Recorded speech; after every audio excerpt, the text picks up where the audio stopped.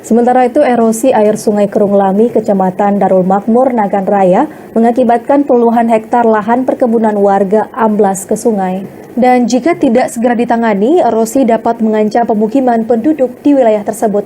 Berikut informasi selengkapnya.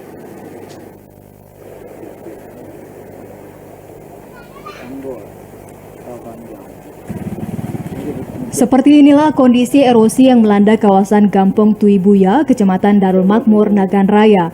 Derasnya air Sungai Kerung Lami mengakibatkan puluhan hektar lahan perkebunan warga amblas ke sungai. Warga mulai khawatir jika erosi terus terjadi akan mengancam pemukiman penduduk di wilayah itu. Pasalnya jarak antara sungai dan rumah warga sudah sangat dekat. Menurut warga, erosi yang melanda kawasan mereka sudah terjadi sejak 2 tahun terakhir. Namun kini erosi semakin parah mengingat kondisi air sungai sedang banjir. Jika tak segera ditangani, erosi dapat semakin parah dan bisa saja merusak rumah warga sekitar. Ada pemerintah yang bersangkutan dengan permasalahan ini, kami mohon agar cepat ditangani.